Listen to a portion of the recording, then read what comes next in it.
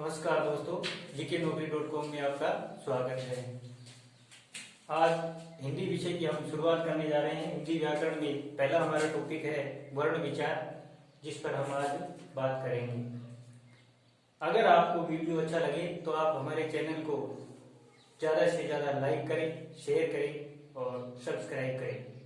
तो आइए शुरुआत करते हैं वर्ण विचार से। वर्ण पर विचार करने से पहले हमें ये जानना होगा कि वर्ण क्या है, जिसको हम पढ़ने जा रहे हैं। तो वर्ण भाषा में प्रयुक्त ध्वनि है। भाषा के अंदर प्रयुक्त होने वाली वह ध्वनि, छोटी से छोटी ध्वनि, जिसके आगे टुकड़े नहीं किए जा सकते और ज्यादा विभाजित नहीं किया जा सकता। जैसे कि हमने एक शब्द लिखा है कल, ये एक शब्द है। इस शब्द को जब हम विभाजित करेंगे तो क धन ए धन ले धन ए, इस तरह से अगर इसमें देखा जाए तो क ए ले ए, 1 2 3 4 वर्ण हो गए। अब अगर हम चाहें कि इस क को और तोड़ा जाए तो हम इसको नहीं तोड़ सकते। इसका मतलब ये हुआ कि अब इसका आगे और चरण नहीं हो सकता, इसीलिए इसको अक्षर भी कहा जाता है। अक्षर वर्ण का दृश्य रूप होता है। जब हम इस ध्वनि को, भाषा में प्रयुक्त ध्वनि को जब हम लिपिबद्ध करते हैं तो ये अक्षर का रूप लेती है। यानी जब इसको लिपि जो लिखते हैं, लिखित रूप लिपि कहलाता है। जैसे हमने लिखा क, तो ये अक्षर हो गया। इसका आगे और चरण नहीं हो सकता, टूट नहीं सकता, तो ये अक्षर कहलाया। अब ये अक्षर वर्ण कितने प्रकार के होते हैं? तो इनका प्रकार होता है, 2 प्रकार के होते हैं ये। यानी भाषा में प्रयुक्त ये छोटी से छोटी ध्वनियां 2 प्रकार की होती है। एक होता है स्वर और दूसरा होता है व्यंजन। पहला स्वर है, दूसरा व्यंजन है। अब स्वर क्या होते हैं, स्वर की क्या विशेषताएं होती है, क्या पहचान होती है, कैसे पहचाने कि ये जो ध्वनि है, जो वर्ण है, स्वर है, वो कौन से हैं, व्यंजन कौन से हैं? तो स्वर वो होते हैं जो कि बिना किसी बाधा के निरंतर उच्चारित ध्वनि, यानी स्वर को उच्चारित करने में हमें अतिरिक्त किसी भी प्रकार की कोई अन्य बाधा नहीं आएगी। बिना बाधा के हम इसका उच्चारण कर सकते हैं, बिना किसी अन्य वर्ण की सहायता से उच्चारित ध्वनि। अब इनको उच्चारित करने के लिए, इनको बोलने के लिए, इनका उच्चारण करने के लिए हमें अन्य किसी वर्ण की आवश्यकता नहीं होती है, तो वो होता है स्वर। तो एक तरह से ये स्वर की 2 विशेषताएं हुई। स्वर को हम इस तरह से पहचान सकते हैं, जैसे बोलते हैं ए आ ई, निरंतर बोल सकते हैं इसको बिना किसी बाधा के। अब चलते हैं व्यंजन पर। दूसरी ध्वनि होती है व्यंजन। व्यंजन क्या होते हैं? बाधा के उपस्थित होने पर, यानी एक तरह की बाधा उपस्थित होगी, उच्चारण करने में हमें एक तरह की बाधा आएगी, और जब हम उसको उच्चारित करने की कोशिश करेंगे, उस कोशिश में एक विस्फोट रूप में जो ध्वनि बाहर निकलेगी, वो ध्वनि क्या कहलाती है?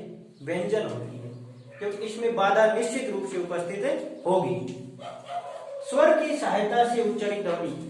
अब व्यंजन को ये कह रहा है कि व्यंजन बिना स्वर की सहायता के उच्चारित नहीं हो सकता। तो ये स्वर की सहायता से उच्चारित होने वाली ध्वनि किसमें आएगी? व्यंजन में आएगी। अब बात रही कि ये कितने होते हैं, क्या इनके हर्ष दीर्घ कौन कौन से होते हैं, उसके बारे में जानते हैं। अब स्वर कितने होते हैं? स्वर टोटल होते हैं हिंदी में 11 और व्यंजन होते हैं 33। यानी टोटल वर्ण हिंदी में 11 + 33 बराबर 44 हो। हिंदी वर्णमाला में 44 वर्ण होते हैं, जिनमें से 11 स्वर होते हैं और 33 व्यंजन होते हैं। अब हम इनका अलग अलग वर्गीकरण करके ये जानेंगे कि 11 जो स्वर हैं वो कौन से हैं, 33 व्यंजन कौन से हैं, इसके बारे में हम जानने की कोशिश करेंगे।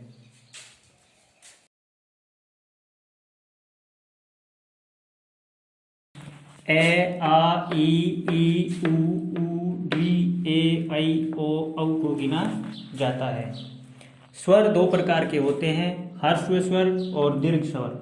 ह्रस्व में ए ई ऊ और री को गिना जाता है, और दीर्घ स्वर होते हैं आ ई ऊ ए ऐ ओ औ, और ये टोटल होते हैं, इस ओ को मिला के 8 हो जाते हैं। ओ अंग्रेजी से गृहीत स्वर है, जिसका उपयोग हम डॉक्टर, हॉस्पिटल जैसे शब्दों में कर रहे हैं। और इधर जो री है, इसका उच्चारण रे और ई होने के कारण इसको स्वर में नहीं गिना जाता। तो मूल रूप से जो स्वर 11 हैं वो 11 के 11 ही बने हुए हैं, क्योंकि री को अब सामान्यतः संधियों में ही देखा जाता है, बाकी री का उपयोग स्वर के रूप में नहीं हो रहा है। और इधर ये गृहीत स्वर अंग्रेजी वाला होने से पूरे 11 के 11 बने हुए हैं। अब एक चित्र के माध्यम से हम जानने की कोशिश करेंगे कि इन स्वरों की क्या क्या विशेषताएं और होती है, इनका उच्चारण स्थान कौन सा है, कैसे ये बोले जाते हैं। तो देखते हैं इस चित्र के माध्यम से। ये जो इस लाइन से ऊपर के हैं, बड़ी ई, छोटी ई, बड़ा ऊ, छोटा ऊ, ये वाले संवृत के अंतर्गत आते हैं। एक विशेषता होती है इनकी, संवृत, अर्ध संवृत, विवृत और अर्ध विवृत। तो इसमें ये संवृत में आते हैं, बड़ी ई, छोटी ई, बड़ा ऊ, छोटा ऊ। अब बात रहती है अर्ध संवृत की। तो अर्ध संवृत में आते हैं ए और ओ, ये दो अर्ध संवृत में आते हैं। इसके अलावा जो ओ है अपना आ जो है वो विवृत में आता है। आ में पूरा मुंह खुला रहता है, इसलिए इसको विवृत के अंतर्गत रखा जाता है। इसके अलावा जो बच गई आई, औ, ए और ओ, इनको अर्ध विवृत में रखा जाता है, क्योंकि इनमें पूरा मुंह नहीं खुलता जैसा कि आ में खुलता है, तो इसको अर्ध विवृत कहा जाता है। अब बात इसकी कि अग्र स्वर कौन से हैं। तो इधर की साइड में जो ये लिखे हुए हैं पूरे के पूरे, बड़ी ई, छोटी ई, ए और आई, ये वाले अग्र स्वर माने जाएंगे। और बाकी जो पीछे बच गए इधर इस साइड में, ये वाले, ये सारे किस में आएंगे, पश्च में। पश्च यानी पीछे के भाग से बोले जाएंगे, और ये अग्रभाग से बोले जाएंगे। मुख के हिसाब से यही है कि ये अग्रभाग से उच्चरित होंगे और ये पश्च भाग से उच्चरित होंगे। अब इसमें कि इसका उच्चारण स्थान कौन सा है। ये अग्र आ गए, ये वाले पश्च में आ गए, बचा कौन, ए बच गया। ये कहां से, मध्य, ये कहां रह गया, ये मध्य में रह गया है ही। देखो बीच में एकदम चित्र के भी मध्य में रखा है हमने, समझने के लिए इसमें आसानी रहेगी कि ये क्या है, मध्य में है। अब बात करते हैं इनके उच्चारण स्थान की, कि उच्चारण स्थान जीभ के हिसाब से जीभ बताएगी कि मैं इसको कहाँ ले जाके बोलूंगी। उच्चारण स्थान देखते हैं तो बड़ी ई और छोटी ई, इनका उच्चारण स्थान है तालव्य। तालव्य से इसका संपर्क रहता है। ए और आई ये हो गए कंठ तालव्य।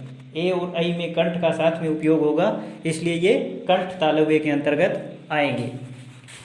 अब इधर देखिए पश्च वालों में ऊ और ऊ, ये क्या है, ओष्ठे, होठों का उपयोग हो रहा है, तो ऊ और ऊ ओष्ठे में आ गए। ओ औ ये किस में आ गई, कंठ ओष्ठे में। इनमें कंठ साथ में काम कर रहा है, तो ये कंठोष्ठे हो गई।